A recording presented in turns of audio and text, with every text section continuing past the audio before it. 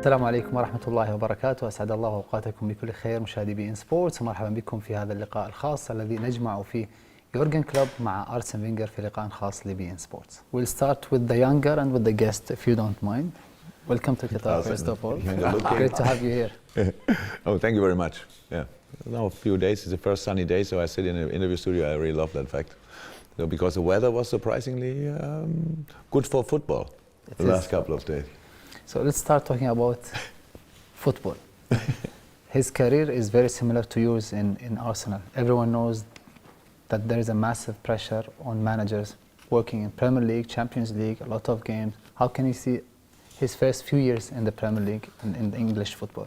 I think he has done very well, of course, because he got everybody on board. I think a good manager is somebody who has a clear idea of what he wants. After, he has the capacity to get it from his players, you know. And I thought as well, he bought the right players for his style of play. That is as well an important target. But as well, something that is very important, maybe you don't speak a lot about, he has aligned his team with the values that are important at Liverpool. That means big solidarity in the team, a good fighting spirit, and a very efficient game.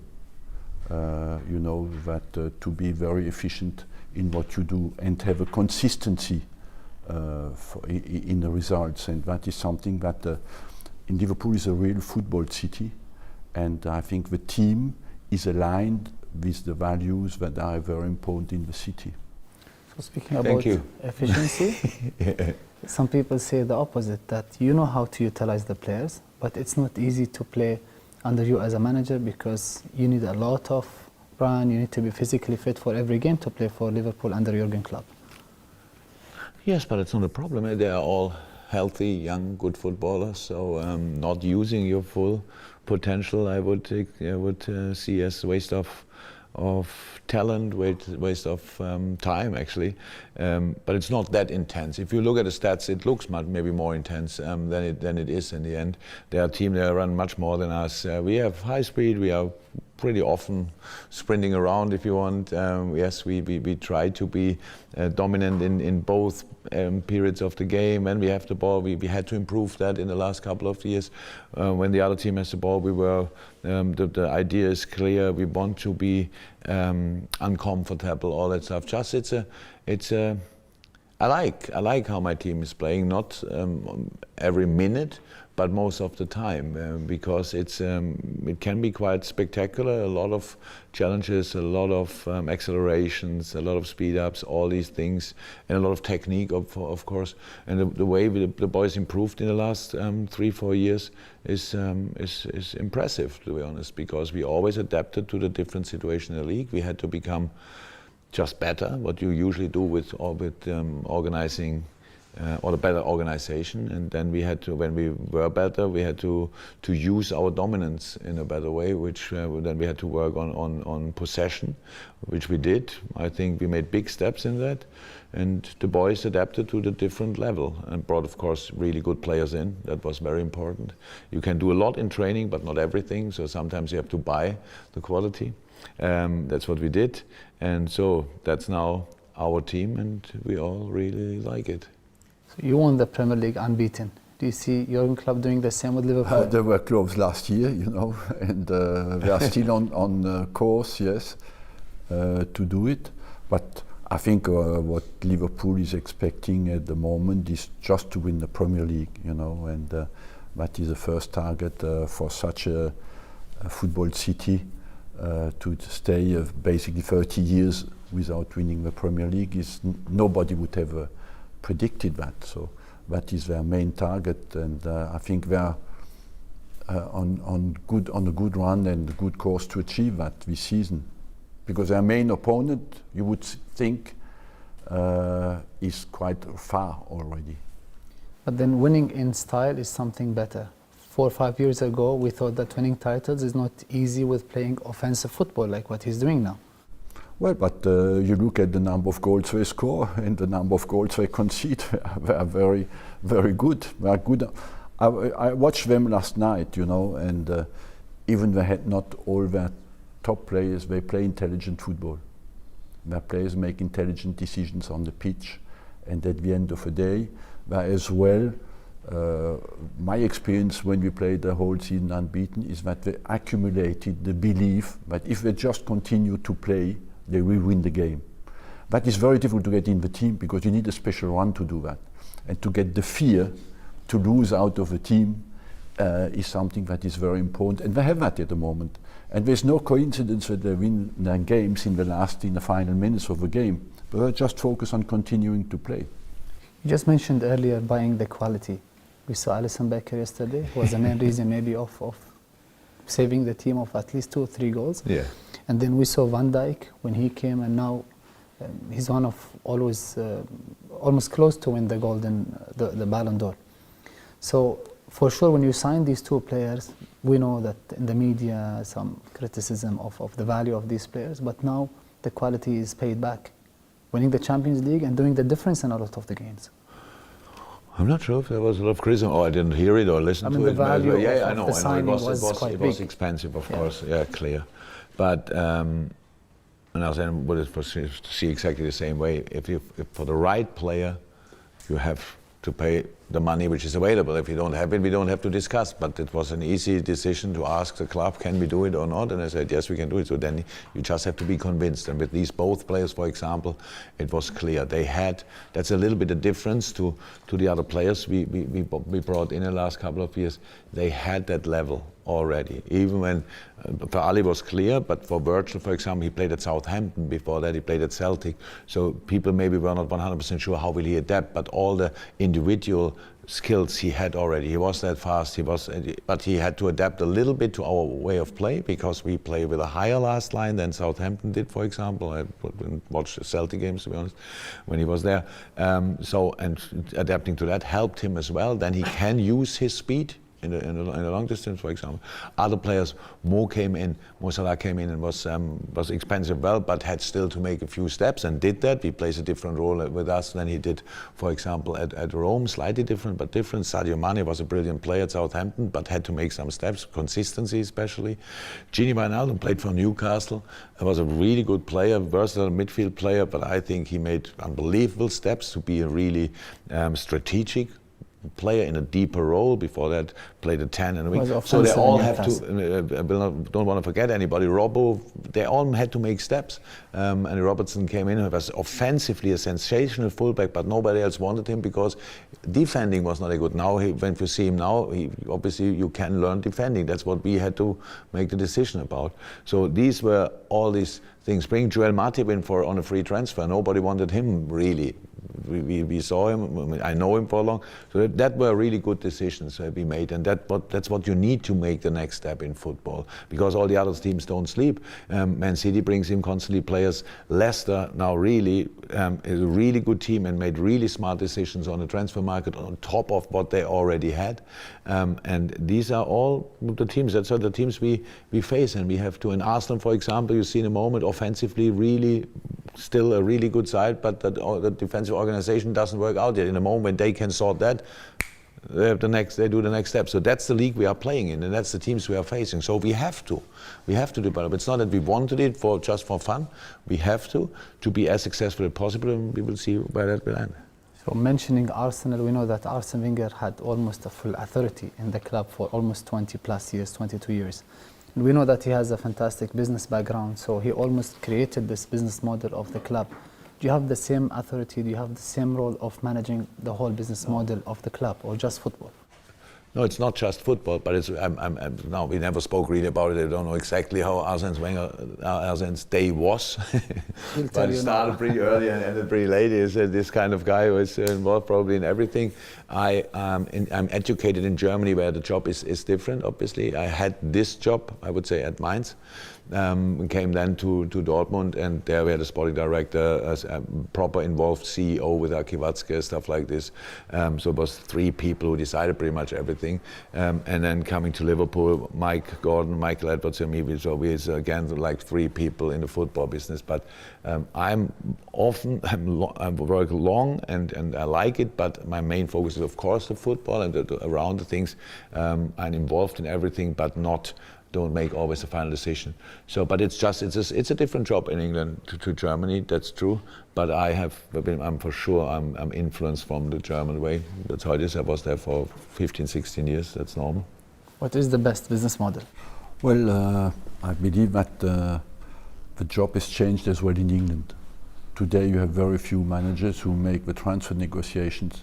Why? Because in his position now, just you have a team around the team. You have to manage 2 teams basically now, because the number of scientists, the number of people around the team has increased a lot.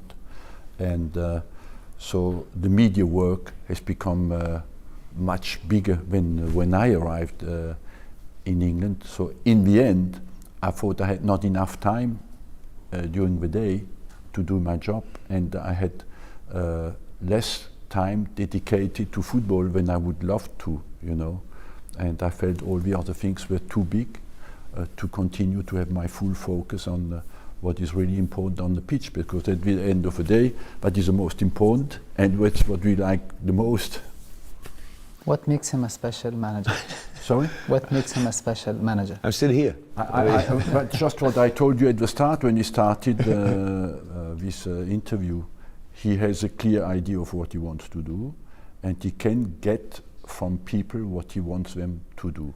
He has a kind of charisma, and this is a bit like you give the same receipt to 10 different people, you have 10 different meals. You give the same training to 10 different people, you have 10 different training sessions. So everybody has his way, and why are some get what they want and some less, it's a mystery. Still, we don't really know today. But he has been successful in Germany, he has been successful now in England, so that means he must have some qualities. We see you enjoying having fun, smiling all the time. All the time, maybe. With a not. massive club like Liverpool, with the pressure Liverpool usually have every year, how can you balance? I knew about the pressure before I signed the contract, to be honest, the first one, and I accepted it in that moment, and so since then I didn't think about it anymore.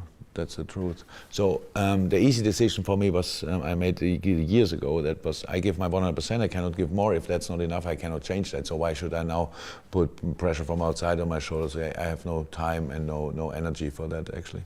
So the facts are there. Yes, Liverpool was not champion for 30 years. That's long, but with 27 of these years, I have absolutely nothing to do. It was just other people, sensational, good people, tried to do it and didn't make it. So that we have just to start new for us. That's what we did. In the first year, we didn't try to become champion. We just tried to improve. In the second year, we had no chance to think about being champion. We just had to improve and qualify for Champions League. The last year and this year is pretty much the first year where we are in contention for that. So is there now pressure? No. How that would be silly if there would be pressure on us. Maybe people want to put pressure on, other people feel pressure, but we don't, because this generation of players tries it if you want a second time, and it's an okay number. Trying it 2 times and maybe that it works out a second time or not, and then the third time we will try again. It's not that with the 27 of the 30 years, yes, this club, this wonderful club, it's part of the history, but as much as we have nothing to do with the 40 years before where they were dominant like crazy, that was not our time as well. So we use the good things, the power of this club, which is incredible. It's wherever we go, our supporters are already there, and when we are at home, it's this really special. European nights are special. I cannot explain it why, but it's unbelievable. And using all these things, using the financial power we have have not the most money in the league, but we have enough to make smart decisions. That's what we try. So that's the situation. We really don't think about the pressure. We just see this club and the constellation we are in as an opportunity. That's why I signed for another few years, because one side I want to be part of this development still, and if there are difficult moments in the future, I want to be there to help sorting them, because if then a new one is there, and if maybe you have to change a few things in the team, and the new manager sits there and explains to people, and they say, no, Klopp would have done it differently, that makes no sense. So the club became really important to me really quickly, and so that's why I feel responsible, and that's why we try to make really the best, the most success of it now, and then we will see what we can make that the future is bright as well. So you moved Arsenal, you were part of this project, moving from Highbury to Emirates. Yes. Highbury was fantastic, classic, nice atmosphere, stadium. But Anfield is always special stadium. It's the best stadium in England. It's simple because of the people are so close to a pitch. People really love football in every family. You know, they are really football connoisseurs, because we speak now about the period where Liverpool wins. I've been in positions where we were leading 5-1 with 5 minutes to go, and they were chanting, "You'll never walk alone." You know, it's one of a few cities, maybe the only city in the world where you find that. So I moved from Highbury. It was a bit similar to Anfield, even not the same noise there, but there was a soul in the stadium. And we built a new stadium, but it never found. We left our soul at Highbury because we could never recreate exactly for security reasons. Because the distance from the pitch to the stand had to be bigger, because you need ambulances to come in. The inclination of the stands had to be smaller, you know. All that kind of things that make, we didn't find exactly the same atmosphere. So you were able to build a fantastic relation and love with the people of Liverpool City and for sure Liverpool fans so quickly. How it happened? I have no idea. You cannot really do that on purpose, what I didn't do. In our job, we have no contact with the people, to be 100% honest. My day is, in the morning I drive to the training ground, there I am, and I drive home. So if you don't go to a game, the next day is exactly the same. And there's one day in the week or 2 or 3 days in the week where I drive to a stadium. That's my life, that I connect with Liverpool people. I have a few neighbors, obviously, or people in the village where I live.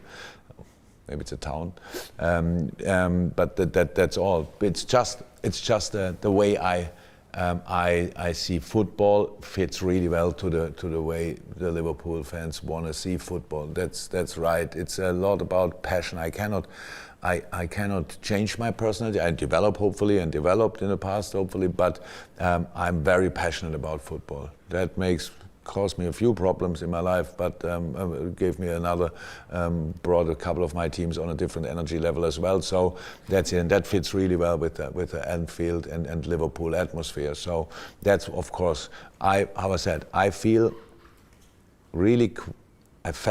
surprised about that, but I felt really quickly responsible and committed, all that stuff. Again, when I arrived at Liverpool, Liverpool is a difficult club for managers. Nobody reached really what the people wanted, so you cannot make long-term plans at Liverpool. It could have been really easily possible that you get a sack after 2 years when you try, but don't achieve it, and the next one has to try it. But yeah, we found together pretty quickly, and I had that guess before I signed, and the hope as well. And now it's nearly perfect. But of course, it's always good when you win games. But it was good already in the first season. It was good in the second season when we didn't win anything and lost big finals. The connection with the club was really big, and so long may it continue. It's not easy to adapt in the Premier League. Already 5 managers are sacked when we are not yet even in the middle of the season. Look, we speak just about, he just spoke about the fans loving you. It's linked with what we talked about at the start. But what has changed in the last 20 years in England? The owners, the coaches, the players, what has remained stable is the love of the fans for their club. And that is something special at Liverpool, you know, and especially in England, because that intensity of love for their club is special, and that has not changed. And that makes you as well, for the managers, to love their club, because they feel I'm in a special place here, because what I do has a meaning to people. And you can give them happiness, of course, based on what they expect from you, but you have to win the games. And he won the Champions League for the club. He won the Champions League for Liverpool. Yeah. Of course, that's why we love him as well, don't worry. And but I think he had the love even before winning any title in Liverpool. Yes, but because people feel, they get the vibes coming out of the way you play football. You cannot cheat people. They feel if you're on the right track or not. They feel when you're wrong. You cannot cheat people. These are people who go from like that tall until they are 80 years old, related to the club, to the stadium, and their life is guided by the results of a club. You walk through the city when the team has lost, it's funeral, you know. So it is like that, and that passion is exceptional, you know. And when you're a manager, you know when you lose a game that you make thousands of families sad, you know, and that you have to care. That is a real pressure. What he talks about is that you don't make people happy. But in a big city like in England, it is like that. And but the fans as well, they have a feeling towards their managers. So one of the special things about you is you knew how to manage this group of talented players. Even the people on the bench, Shaqiri, Origi, they're always happy, and when they come, even for 10 minutes, they give maximum. And then also you knew how to control the problems. We remember Saku, you were able to solve the problem in a few days. How can you control the dressing room and make everyone happy? Oh, they are not always in each second happy. But I think they're all hopefully always, we have to ask them, but they hopefully always feel really part of the team, really, because it's everybody knows that. Look, that's common sense. You cannot go in a season with 11 players. Everybody knows that. Yeah, pre-season is always wonderful. Everybody thinks I'm part of these first 11, and then after a couple of weeks you realize. And again, the problem is in England, not only England, but the intense period of the season starts in November. Until then, you have a normal week, so you don't need to rotate constantly, stuff like this, or make big changes in the team, especially when you're on a good run. It was all the seasons the same. Then the first 1 or 2, 3 players, it's not that we don't talk and they don't come and ask me why I'm not in the team. We have these conversations, of course. But you keep it away from media, always. Of course. Yeah, you look, there are some rules we have. If you have to be you have to show respect to the team. In the moment when you show me, you think you are more important than the team, you have anyway a problem. Can I solve it in the short term? I'm not sure, but I can solve it in the long term. So then you're not part of the team anymore, because that makes no sense. I want you self-confident. I want you self-aware, that you really feel, that's for a footballer really important, that you express yourself on a pitch. And sometimes you have to be selfish, no problem, especially strikers. Go for it, try to score. That's completely fine. But in the moment when you misunderstand the situation, that you are more important than the team, then you still can help the team now, but in the long term, the team will have more problems because of that. So these are kind of things everybody knows who in our team. Everybody knows when he works together with me. We have a lot of talks before we work together and all that stuff. So that's all clear. You have to be self-confident, but in the moment when that gets too much, then you have a problem. As long as you are not Cristiano or Messi, you have to be a football player. As long as you are not Cristiano or Messi, you have to defend. That's how it is. So are you Cristiano or Messi? No, then defend. So they're easy rules. And that's part of it. But they are not always happy. I have smart players, thank God, and they don't use, because they know it makes no sense, but they don't use public to put pressure on me. So like that they tell them, the agent tell them why I don't play. Yeah, and then we sit together in the dressing room and ask him, why did that happen? You can ask me, you don't have to choose that way. So far we could handle that somehow, most of the time. And if not, we sort that then at least internally, and I don't fire back in public and say, so now we make a proper public discussion of it. But it's not always easy, that's how it is. But the smarter the boys are, the easier it is. So open doors, this is a leadership. Look, it's basically based on management of people, and that is basically based on communication and honesty. As he says, you cannot keep the 11 people who start are happy. The others are less happy, and sometimes not happy at all. But they have to think that you're honest. Yeah. You know, that you make your decision by thinking this is the best 11. So you have to communicate this. You have to gain that they feel I'm not agree with this decision, but I know that's what he really thinks. So that is absolutely vital. They have to know what they can expect from you. So that's important. If you tell something, you have to do it. If you say somebody, you don't play today, but you play next week, whatever, for whatever reason, he has to play. If he doesn't play, if he's not playing, then you have a problem. Because that not only with the player, then all the others. It's not in our job. You have to lead a group, and you have to be strict, very strict in moments, because young boys, they're not always that straight. You have to be strict, but on the other side, it's not allowed to lose the dressing room. So that's the balance you have to find. It's like a father with his kids. You cannot do exactly what they want, because you have to tell them left or right, but at the end you always want to have a good relationship with them, so for the rest of your life, and that's how it is with the football team as well. So it's not that complicated, but it's not always easy. My final question is about your experience as a club, as a manager here in Qatar so far. 45,000 were supporting 90% Liverpool, mainly Salah. So I would like to know more about your experience so far and about Salah as a player and as a person. Oh, a lot of questions.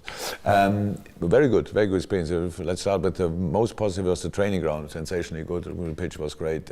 Being there was really good. Stadium last night, absolutely class. I don't know, 45,000, didn't know exactly the number, but yes, it was loud. It was especially loud when Mo came on the screen. I wouldn't want to be in his position, having all the attention on me, constantly, each touch, he loses the ball, oh, he wins the ball, yeah. So football is not like this. Football is not focused on one player. So if the other team can only focus on one player, it would be great for us, then all the other have no attention. But it looks like the Arabic world was really waiting for the sun coming back to show up here, because you don't have them often enough around. He's dealing really good with that, but don't forget, he's a really normal person, and he wants to have some relaxation as well from time to time. Whenever he steps out of a plane or somewhere here, and then you are really excited people easily about your sports stars, and that's then not too easy. But he's doing really well, and so really nice that we could bring him over here for 2 games at least, and no, nothing bad to say so far. You know the region very, very well. You came to Qatar many times, and you know the passion and love for football here in this region. It's great to see Liverpool, great to see Clubs World Cup playing here in Qatar and in the region. Yes, you know, they love football here, and they have the headquarters of beIN Sport, where you can watch all the games. I think beIN Sport has contributed for that as well. And Qatar won the Asian Cup. Since, I think that has increased the level of love for the game as well. And overall, they have now prepared 2022. But on Salah, I think we spoke about the evolution of the players that they bought, Liverpool. I like the way of his evolution, you know, because he has touches last night of a playmaker. You know, he created chances around the box, but exceptional. He had things of Messi in him last night, and I like that a guy who can score so many goals as well becomes a guy who gives assists. You know, but he's a complete player. That's what we all admire and what we want from our players. Mr. Arsen, Mr. Jürgen, thank you so much. It was a pleasure to have you together. Thank you very much. Good luck for the rest of your career. And hopefully we see you more than 22 years in the Premier League with Liverpool. Thank you so much. Welcome. Thank you. Thank you. Thank you. Thank you.